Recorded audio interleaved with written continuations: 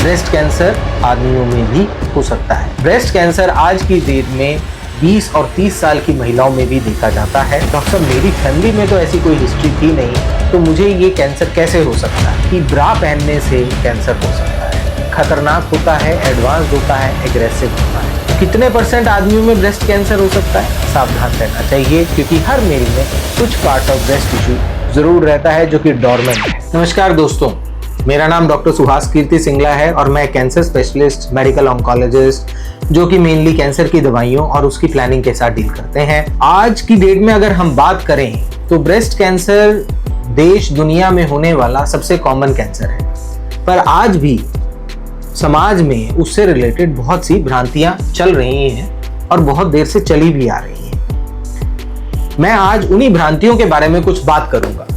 तो सबसे पहली भ्रांति ये है कि ब्रेस्ट कैंसर सिर्फ औरतों में होता है। क्या ये सच है? जी नहीं, ब्रेस्ट कैंसर सिर्फ औरतों की बीमारी नहीं है। ब्रेस्ट कैंसर आदमियों में भी हो सकता है। और बुरी बात क्या है कि जनरली जब आदमियों में ब्रेस्ट कैंसर मिलता है तो वो एडवांस स्टेज पे मिलता है, और उसका कारण क्या होता है कि हमें इस बात का पता ही नहीं है कि आदमियों में भी ब्रेस्ट कैंसर हो सकता है। मुझे अगर कोई पूछे कि आप क्या ये सच बोल रहे हैं कि आदमियों में भी ब्रेस्ट कैंसर होता है? जी हाँ, हो सकता है। कितने % आदमियों में ब्रेस्ट कैंसर हो सकता है? सर, आप इस बात से भी अंदाजा लगा सकते हैं कि तकरीबन हर साल अमेरिका में भी 2500 से ज्यादा केस मेल ब्रेस्ट कैंसर के मिलते हैं। और ये कोई अपने मन से बनाया हुआ नंबर नहीं है। नेशनल कैंसर इंस्टीट्यूट ने ये डाटा अपनी साइट पर डिस्प्ले किया है। एक दूसरी भ्रांति जो हमें देखने को मिलती है वो ये है कि ब्रेस्ट कैंसर केवल और केवल बुजुर्ग महिलाओं में ही होता है, यानी कि जो 60 साल से ऊपर क्रॉस कर जाते हैं, ब्रेस्ट कैंसर केवल उनमें होता है। तो साहब, ये भी एक पूर्ण रूप से भ्रांति है। ब्रेस्ट कैंसर आज की डेट में 20 और 30 साल की महिलाओं में भी देखा जाता है, और ऐसा नहीं है कि ये कोई आज का फिनोमेना है। ब्रेस्ट कैंसर पहले भी बहुत यंग एज में भी देखने को मिलता था और बहुत ओल्ड एज में भी देखने को मिलता था। हाँ, इसका इंसिडेंस 50-60 साल की उम्र के बाद एकदम से बढ़ जाता है, बट मिल ये 20 और 30 साल की उम्र में भी सकता है। और ये बात Jama oncology, journal of American oncology में भी बहुत क्लियरली मेंशन्ड है कि हमें हर एज के लिए कैंसर के प्रति अपना ध्यान रखना चाहिए। एक बात आती है, जब भी हम किसी पेशेंट से बात करते हैं, अगर मान लीजिए उनके कोई ब्रेस्ट लंप है या वो किसी चीज़ के लिए आए हैं, तो हमसे एक सवाल पूछते हैं, डॉक्टर साहब, मेरी फैमिली में तो ऐसी कोई हिस्ट्री थी नहीं, तो मुझे ये कैंसर कैसे हो सकता है?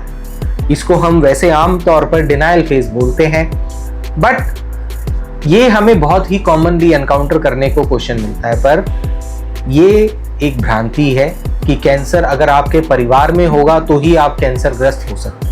जी नहीं, कैंसर एक जेनेटिक डिजीज जरूर है, होता वो जीन्स की एबनॉर्मेलिटी की वजह से है, पर वो हेरिडिटरी होगा कि नहीं, पीढ़ी दर पीढ़ी चलेगा कि नहीं, ये जरूरी नहीं है। सिर्फ 5 से 15% कैंसर ब्रेका रिलेटेड या दूसरे कुछ ऐसे जीन्स होते हैं जिनसे रिलेटेड हो सकते हैं, जिसकी वजह से पीढ़ी दर पीढ़ी आपके परिवार में कैंसर चल सकता है। एज पर American cancer society, approximately 85% cancer incidental finding होते हैं, जिसके अंदर आपके परिवार में उसका कहीं कोई लेना देना नहीं है। तो अब एक और मिथ जो हमें, एक और भ्रांति, एक भ्रम जो हमें देखने को मिलता है वो है कि ब्रा पहनने से कैंसर हो सकता है।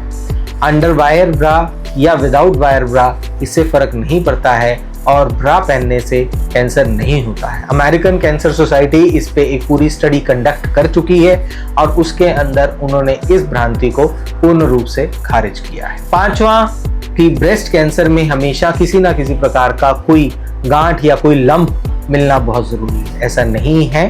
तकरीबन 15 से 20% पेशेंट्स ऐसे हो सकते हैं जिनके अंदर मेमोग्राफी में कुछ फाइंडिंग्स मिल सकती हैं और उनके अंदर क्लिनिकल फाइंडिंग्स ना भी हो और उसमें वो ब्रेस्ट कैंसर प्रूव हो सकता है। तो हमें ये ध्यान देना चाहिए कि ब्रेस्ट कैंसर होने के लिए हमें किसी गांठ के होने की कई बार ज़रूरत नहीं होती है।